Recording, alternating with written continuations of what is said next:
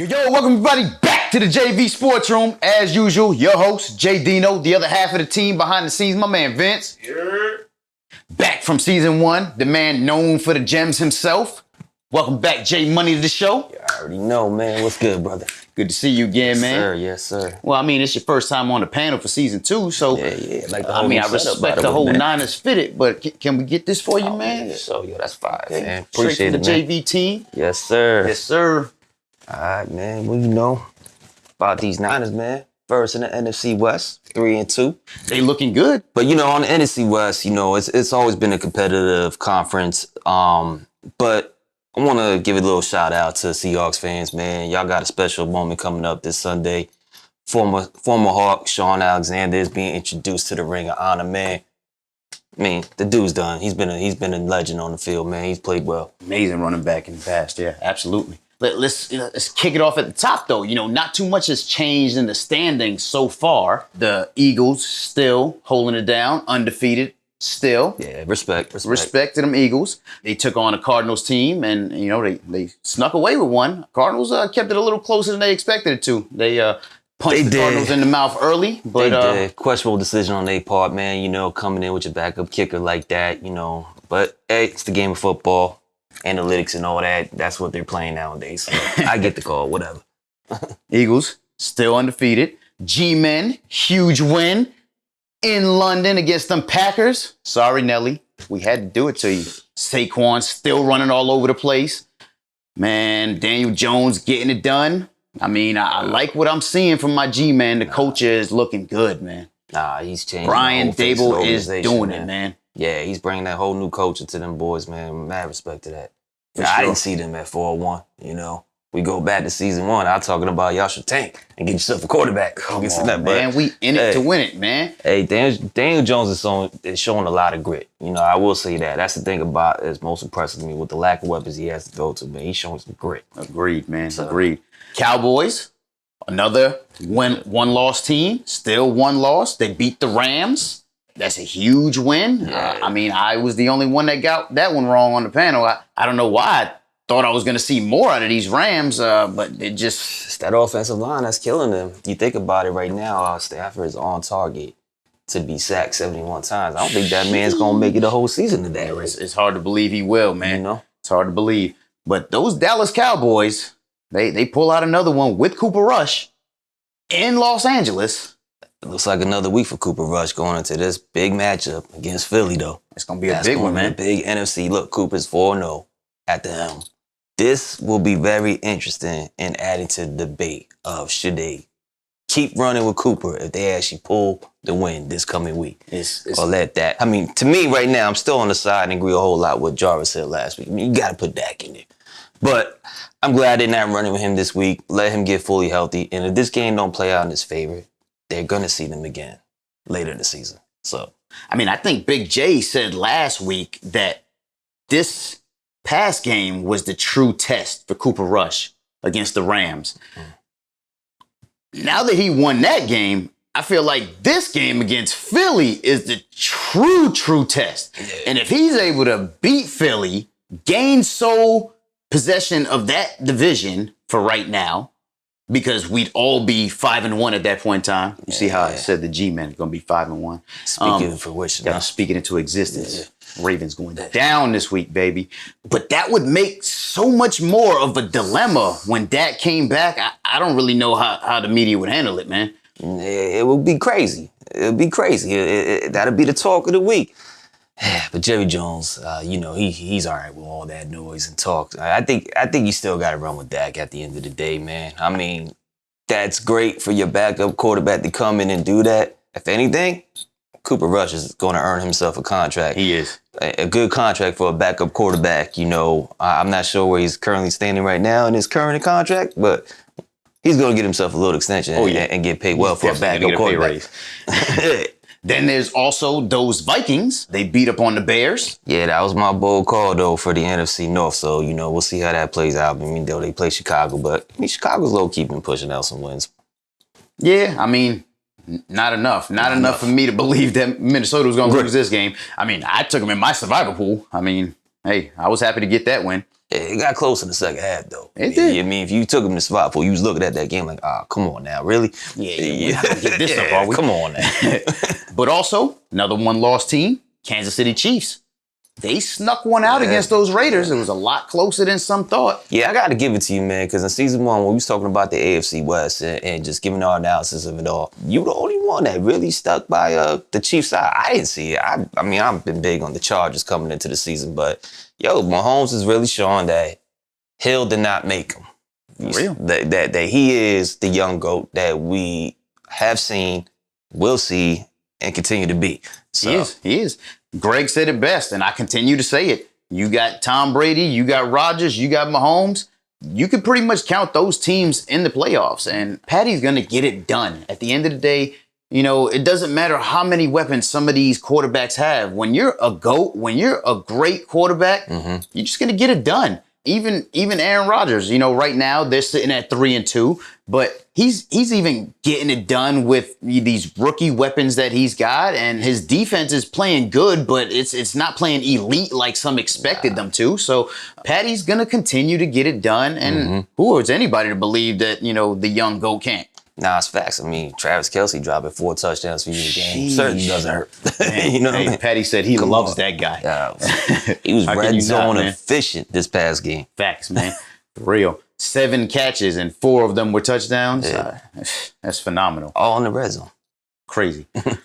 One team that's not one loss anymore is those Miami Dolphins. They got punched in the mouth by the New York Jets. It's real ugly what's going on in Miami right now.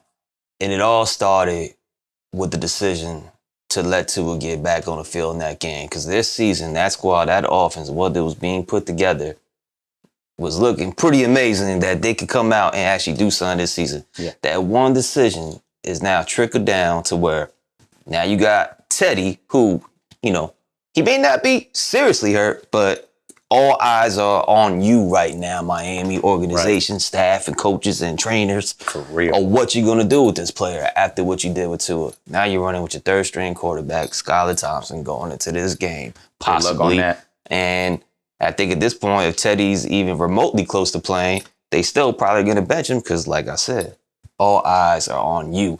You've created a whole new rule to be implemented into the system this season after how you treated Tua. No, that's facts. I mean, Miami's going to struggle for the rest of the season. I mean, at least through this entire process, internally as an organization and, on the field, because if they don't have their starting quarterback or even if they don't have Teddy at this point in time, it's going to be tough to get some wins. But yeah, they're sitting at 3-2 now, along with your Niners. Yeah, man. Tough loss to start the season for your Niners. Yeah. But they've come along, and Jimmy being at the helm is looking good. How you feeling about these Niners right about now? I mean, like I said earlier, first in the NFC West at 3-2, but to add to, we're 2-0 in our division, 3-1 in the NFC Conference, and those 2 little stats right there are important, as you can see throughout the season when you get towards the end and determine first, second in the division, or even just if you're in the playoff hunt, you're in a close race divisionally to get that last playoff spot, or whatever the case may be. But we went through a lot of adversity and continue to go through a lot of adversity when it comes to the injury front. Right off the bat, you see how we lost Trey Lance and Elijah Mitchell went down too as well. Expected to return back in week 10 possibly with his injury. We just lost Emmanuel Mosley last week. He's been placed on an IR, which is a tough loss, man. It is. He's come along throughout the years for a corner on our team. I mean, going into the injury, obviously he had 21 tackles. He had a interception return for a touchdown, 5 pass deflection. Currently was a 73.5% coverage rate, which was 26th in PFF at 168 graded cornerbacks. Wow. Now you add our pickup in the offseason, Charvarius Ward, who's currently number 10 in terms of coverage grade. We had something going there with our defense in terms of that coverage back. We saw Nick Bosa on the sideline last week with a groin injury. He's questionable now. Yeah, I mean, we need him back in there. Yeah. I mean, to go on to the injuries, now, we got a lot of questionable pieces going to this week. Javon Kinlaw, Rick Armstead, Robbie Gold, even our kicker, is questionable with a knee. So we continue to face injuries, and a big injury that's expected to come back week 8 is Trent Williams, which is a big front for our offensive line. We might be 3-2, but I think we're a quiet 3-2 right now. Right. And you guys are facing a lot of adversity to start the season, man. And one thing, injuries are starting to pick up, dropping like flies. Facts. And then the thing about us is that, you know, I don't mind us going under the radar and being a quiet 3-2. We are to some teams that, you know, all due respect to the Eagles, 5-0, and all due respect to the 4-1 teams. I still will say we get in the playoffs. We're not the team you want to see. Right. And I'm not being biased about it because we've seen it last year. We'll go into your house. This is and true. We'll give it a fight. This is a true. fight better than most people would. This is true. So we'll see how it plays out, man. It's a long season. It's still early. Very true. And, you know, with Jimmy G at the helm, a Super Bowl contending quarterback, Facts. I mean, you guys, as long as you make the playoffs, can battle with anybody, and that's a fact. But one person that has stepped up huge for you guys, man, Who that? Elijah Mitchell went down early. You guys moved on from Trey Sermon in the offseason. You did. And one consistent piece that continues to be there year after year, man, is this guy, Jeff Wilson. And he stepped up huge for you guys and is fulfilling that RB1 role without a doubt right now. Nah, it's a fact, man. Right now, he currently has 375 yards on the ground, which is a 5.1 clip per carry. 8 receptions for 70 yards, 2 touchdowns. But, you know, all those numbers look good, though. But the stat that I think that is telling in a lot of ways and what he's doing for our offense right now, considering the injuries we took. I mean, even our rookie TDP that we took high in his class, which is expected to be back this week. The telling stat, though, is that he has 18 total first downs, and he's getting a first down on 22% clip rate of how he touches the ball. That's huge. And if you take away, and this is all purpose, whether it be rushing or receiving, but from a receiving standpoint, out of his 8 catches, he's at a 75% clip rate getting first down. That's huge. So the game of football is all about moving the chains, And time he's of possession. You know what I'm saying? Keep your defense fresh and healthy, which our defense is nasty, and keeping us strong on that front. Keep time possession. He's allowing those chains to continue to be moved, and I think that's a stat that's not being talked about with Jeff. That's a huge stat, man. I mean, he's the 8th leading rusher in the league right now. And as a matter of fact, he's the 6th leading rusher since week 2. So since, you know, we're talking about these rushers, I want to jump into some of the running backs that are killing it right now in the league. It's my favorite part of the game, bro. It is, man. It's my favorite part of the game. Old school guy. Right now, Jeff Wilson is right under 400 yards, but all the top 5 running backs in the league are actually over 400 yards right now. I know I've been hyping up, you know, Saquon Barkley, killing it for my Giants right now. He's actually 2nd in the league in rushing. You know, G-Men, 4-on-1. Don't forget that. We also had them Philly boys in here in the last couple weeks, and they've been talking about that boy Miles Sanders getting it done. Yeah. Getting it done for Philly, finally. Very true indeed. I slept on him. I'm glad to see that Miles is putting that work because, I mean, I wrote him off as a bust, so on me. He's looking good right now. Them Penn State boys looking good right now. Yeah, facts. But yeah, somebody else that's killing it right now. We kind of saw it coming with Deshaun Watson being out, but Nick Chubb is getting as many carries and as much touches as he wants right about now. Man. He's standing atop the league right now with 7 touchdowns. Boy's a beast. He is, man. But I know there's somebody else in that top 5 that you wanted to talk about specifically, man. Yeah, you know, he's flying under the radar. I mean, I think this past game, he no longer is, but yo, Josh Jacobs. He's doing it, man. Josh Jacobs. Currently 3rd in the league in rushing, 490 yards. In the league. This new regime is finally learning how to use him the way he should have been used. I mean, you said 490 yards, so that puts him at a 5.4 yards per carry average. He's actually got 619 all-purpose yards, which I know you said Barkley was 2nd. Barkley is 1st in all-purpose yards. He's 77 yards behind him, which puts him 3rd because Chubb's is 2nd. Right. So, you know what I mean? When you think about those stats, but what's more crazy about Jacobs, yo, that does not being talked about, he's number 1 in yards created, which puts him number yards and yards created from those touches. He's number 1 in evaded tackles. He's number 2 in juke rate. This boy is balling. He's doing it, man. He's Bama balling. boy getting it done. Yeah. We knew he had it in him.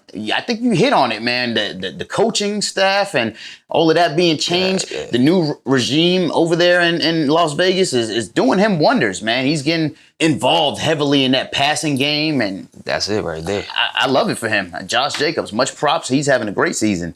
Yeah, workhorse right now.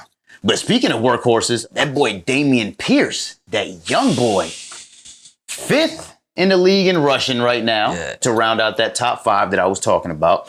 Just got a game-winning touchdown to give Houston their first win of the season.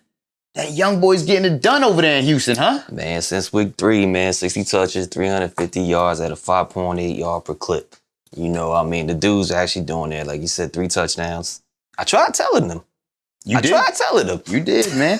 I mean, Dameon Pierce was definitely one of the gems that you was calling out early, man. J Money is obviously known for his gems. So let's talk about a few of the gems that J Money tried to put us on to at the end of last season. I'm a huge Jahan Dotson fan. Yeah. I love the talent, love the explosiveness, love the grittiness about this kid, man. Boy got heart. Penn State, Jahan Dotson, 5'11", 185, junior. 143 receptions, 2,066 yards, 20 touchdowns last season. The thing that's most impressive about him to me, he got a dominator rating of 44%, which is like in the 90th percentile. A catch rate that puts him in 95th percentile in terms of target share as well. Yeah. Out of these wide receivers coming out.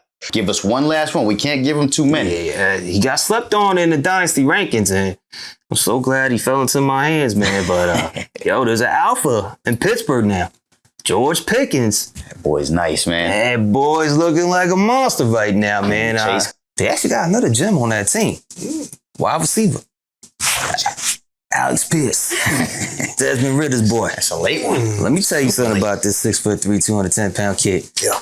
If you ask me where I see his upside, okay, in terms of the type of comp player, when I look at his film and I watch him, talk to him, money. I'm like, yo, if he reaches peak, his peak to me, his ceiling to me, is a Jordy Nelson type player. I can see that. So to me, man, I think the guy that can make the most impact for his draft value right now, they got him as a late day 2, early day 3 type pick.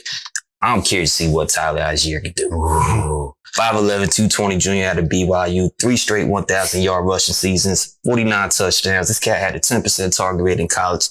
To me, those numbers speak every down back capability. Yeah, I think he can make the most impact for his draft stock. And give me Romeo Dubs over Christian Watson any day. There you go. That's too many. That's too many gems. That's enough. You see, right there, you tried to tell us, I mean, he wasn't a gem, but you tried to tell us that you were high on George Pickens.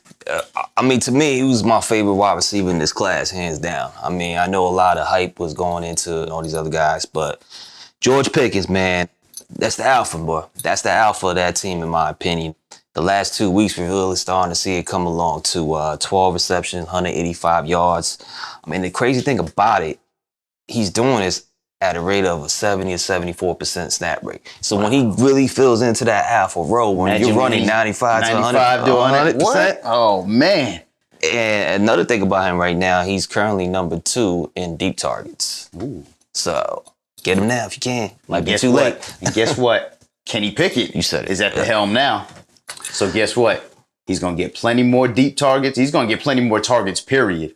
Look out for George Pickens going forward, man. I'm excited for what he can be in this league, man. He's just got that dog in him. You know what I mean? Man. He does. Like it. Another player that you were really high on, too, tried to tell us, that boy Jahan Dotson. He's a beast, man. Yeah, you know what's crazy about Jahan? He's missed a game, and he's still 5th in receiving touchdowns. He's a rookie. 4th as a wide receiver because Mark Andrews up there in that top 5. Wow. And the thing is, it's not like this kid is being targeted heavy, right? He's not. And so what I'm about to tell you, when you think about it on a fantasy level, right, for y'all folks that do it out there, our dynasty, this dude is number 1 in fantasy points, 1 being targeted versus man coverage. Wow. Let y'all know that. Wow, that's a stat for you. Yeah. I'm telling you. Jahan Dotson. Wait till he starts getting more targets, too, man. I like that kid, man. I like that kid. You know, I really do, man. There's a lot of upside there.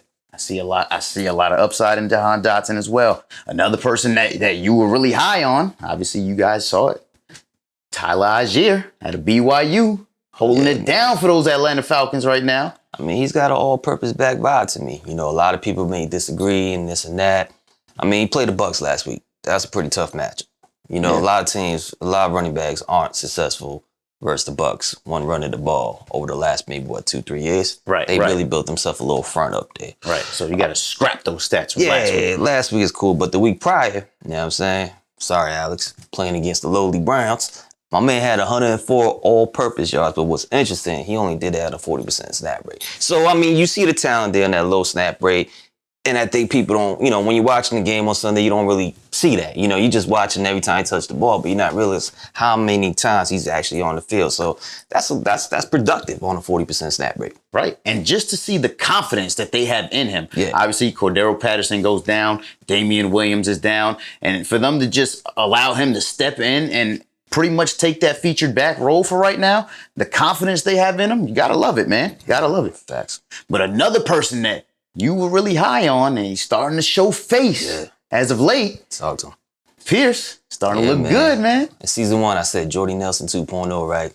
Nice comparison. Strong name to live up to, but you're seeing it week over week since week 3. His snap share has been increasing, and he's also had 15 receptions for 222 yards. He hasn't touched the end zone yet, but it's coming. And I think I know eventually, he's going to be the number 2 guy for the Indianapolis Colts. I think y'all got a nice little young player there. Continue to let him grow. And it's, we haven't seen nothing yet, in my opinion. But I like that young offense over there, man, with Jonathan Taylor, Michael Pittman, and Alec Pierce, man. Encouraging things to look forward to. Defense has been disappointing me so far this season. I said offense. Yeah, but last but not least, we said, I'll take Romeo Doubs over Christian Watson any day. Any day. And that boy is out there balling, right? He is, man. 4th round pick. Yeah. Outplaying the 2nd round pick in Christian Watson, just like J Money called. Man, look, man, since week 3, his snap share has been averaging between 85 to 94%. He's on the field. Yep. You got to respect that. Rodgers is showing trust in him. I mean, Watson, he's had dealing with some injuries, but when he was healthy, he's made a few mishap plays, that big drop in early in the season, which, Aaron Rodgers like, man, these rookies, bro. But... And unfortunately, he's actually had a couple big drops. Yeah, he actually had a long touchdown that he missed, I think, 2 games ago as well. The crazy part is, Rodgers usually loses trust in those young receivers. And for some reason, you gotta earn Rodgers. He hasn't quite lost trust in that young boy yet. So that's the good thing. That's the shining light right there. Is even with these young rookie mistakes that he's making, Rodgers still showing a lot of confidence in him. And imagine when he actually starts getting a fair share of targets. I seen Rodgers already done it where Doubs made a drop and Rodgers went right back to him the next play. Yep. That says a lot from a quarterback with Rodgers because he does, like you said, he loses faith on people real quick. You don't even have to drop the ball. You just run your route wrong and not be where you should be, and he's not even throwing the ball at you. Right. He might not look at you for a couple games. He sees that in his reads, but there's definitely something he sees in Romeo Doubs, for real. A lot of people comparing him to Devontae Adams. Yo, you know what's crazy about that? Devontae Adams coming out of Fresno State. Doubs coming out of Nevada. I mean, I don't know. Maybe the Packers see some of these wide receivers coming out of the Mountain West, man. It's pretty interesting. Same conference. Yeah, very true. Very true. And touching the Mountain West, yo, since we're on gems, if you don't mind, I'd like to throw an honorable mention in there. Go for it, man. I mean, we were going to ask you if you had any to throw at us anyway. Oh, appreciate it. But Khalil Shakir out of Boise State. Ooh. Look, I mentioned it this past game. We seen No Crowder, who's done for the season, unfortunately. Isaiah McKenzie was out. He came in. He had 3 for 75 yards and a touchdown. He played a 72% snap share. I love the talent there. And what I feel is that if something would have happened to either Diggs or Gabe Davis, this is the guy that steps right in for those two. I agree. Now will he put up Diggs numbers and things of that level? No, but there's some promise showing this young kid.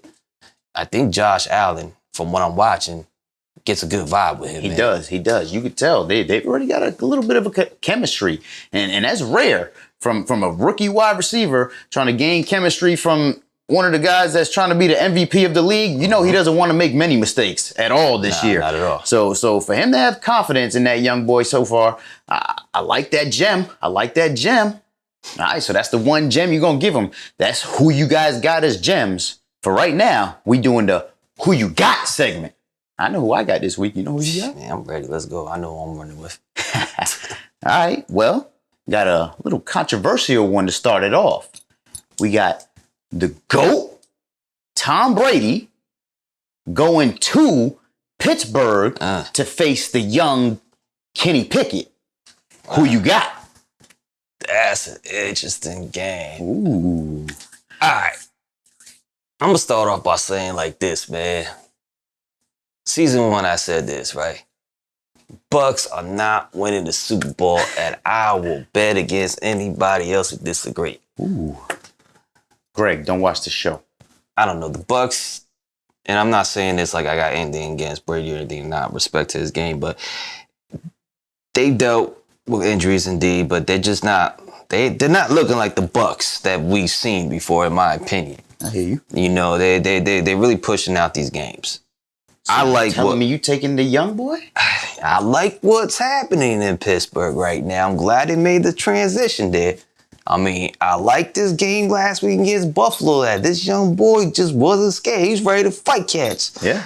Kenny Pickett was ready to knuckle down if he had to. He was like, man, you ain't gonna just push me around the league like my first day in the yard and I got locked up. I'm gonna swing on somebody. I am actually gonna take the team that's gonna create a lot of controversy in all outlets next week, and I'm gonna run with Pitt this week, man. Ooh, oh I'm man, gonna run with Pitt this week. I think that's gonna be the upset of the week. That's definitely would be upset of the week, especially considering Tom Brady is 12-3 against the Steelers all time. So you saying he's lost to them? He's lost to them. He's lost to them, but not of recent, man. Yeah. Tom Brady gets it done against these Steelers, man. And I don't know if I can see that changing right now, man. I do like the fire in Kenny Pickett, though. And I do like the dog in George Pickens. You already know. And I do think that these Pittsburgh Steelers are going to force Brady and those Bucks to shoot out with him this week. I don't think it's going to be a ground and pound game like these Bucks want to do, a low-scoring defensive game. I think Kenny Pickett is going to make Tom Brady shoot out with him this week. However, he's got all his weapons. He's got a healthy Chris Godwin back. He's got Mike Evans back from suspension. Got the weapons. Leonard Fournette is catching 10 passes a game right now. He's being very effective out of the backfield. He's actually the 7th best running back in fantasy right now. I got to go with the GOAT, man. I got to go with Tampa. I think they go in, and even though there's going to be all types of terrible towels smacking them in the face and all types of grit from Kenny Pickett and them young boys, I think Tom Brady pulls it out in a young classic. I like it. I ain't mad at it, man. You got the GOAT. I'm going with Pickett. There's other games on the docket we could talk about. We touched it a little bit earlier as far as what Dallas and Cooper Rush has done. You got Dallas going to Philly. Who you got, man? You see, this is where Big J and them are like, I shouldn't have to pick here, right? Yeah. Man, I don't want to pick here. We going with controversy games this week, man. Yeah, what man. can create a lot of noise going into next week. I think if Dak was playing, Dallas would have more of a chance of winning. I think this defensive-minded, ground and pound, game-managing quarterback with Cooper Rush, Dallas Cowboys is not enough to sustain these Philadelphia Eagles with the weapons they're sending out to the field nowadays. I think if Dak was at the helm and he was in the game and they were able to put up the points to play with these Eagles, then maybe. But unfortunately, I think the Eagles go undefeated through week 6. I can't Give me Philly. I can't even debate with you on this, man. I mean, like I said earlier, should Cooper Rush pull off this win? Wow. Talk about the controversy going on into Dallas and what they should do. But I don't see it, man. I don't see it, man. Fly, Eagle, fly, man. Y'all going 6-0 in my opinion. Ooh. All right. So, last but not least, what should be the primetime game. I don't even know how this is a 4 o'clock game. Battle of the 4-1 Facts. AFC monsters. Josh Allen and those Buffalo Bills go to KC to play Patrick Mahomes and those Kansas City Chiefs. Who you got? Ooh. This is the real main event. That's the game. In this game, man, you know, Buffalo obviously is a favorite, man. Favorite to go to the Super Bowl. You know, I can't argue what they're doing there, man. The team looks great. Fortunately, they're dealing with a lot of injuries in the secondary. Micah Hodge, Tre'Davious White, not expected. That's a big loss. Yeah, that's a big loss. Not expected back to week 8. So you're going against the young GOAT. You know, when you got injuries like that in your secondary, you know, and granted, they got that pass rush. Von Miller has really changed the face of that defense in a lot of ways up front. But along with the other weapons they have, whether you keep Mahomes in the pocket and trying to maintain where you think he's less efficient and not allow him to get out of the pocket where he creates things, Mahomes knows how to look down his reads. When you got that many injuries in your secondary at KC, rowdy crowd, when they don't get their calls, they say, this is BS in unison. They do. It's true. They do. I'm going with KC in this, man. I'm going with KC. I'm going to have to take them, but going into last year's playoff game, into this game. And that's what I'm saying. You got in this, man. I mean, that's what I'm saying. Coming from last year's playoff game, finally getting his chance to play those Kansas City Chiefs again, I think Josh Allen is out for revenge. Those Buffalo Bills are on fire right now. And he got one of his favorite weapons back in Gabe Davis last week. And he was the #1 wide receiver of the week. Maybe that's why Big J couldn't make it, because he just traded him in fantasy last week. Ooh. Nah, I'm just playing Big J. Hey, man, you can't win them all. But nah, man, those Buffalo Bills, man, they're clicking on all cylinders. Josh Allen, man. I said Patty Mahomes was on a mission last week, but Josh Allen is truly on a mission. He's on a revenge mission this week. And don't know if you saw, but they got the run game involved a little bit last week. They did. Yes, sir. James Cook had another big game, slowly coming into that offense. I'm liking what's going on in Buffalo, man. So you're saying it's going to go to OT and the Josh Allen rule is going to come into existence and Bills are going to pull off the win? Is that what you're trying to tell me? He's going to get his opportunity this time. He's going to get his opportunity. No, man, I think they finished it off in a classic thriller, but in the fourth quarter. So you got. Give me the Bills. Okay. Should be an interesting week of football, Money. Yeah, facts. Can't wait. Appreciate you helping me bang out another sesh. Yes, sir. Hitting these guys with some of those gems that you're known for. Man, it's going to continue to happen, man. Wait for it. Yeah, and thank you guys for watching. Make sure you check us out at sportjv.com. Support the merch. JDino 407 for savings. Follow us on Facebook, Instagram, and Twitter. And obviously, if you haven't yet, like and subscribe on YouTube. And as usual, we have a quote for you guys from Sean Alexander. Since he's being inducted into the Seahawks Ring of Honor, play every game like your back is against the wall. Thank you guys for watching.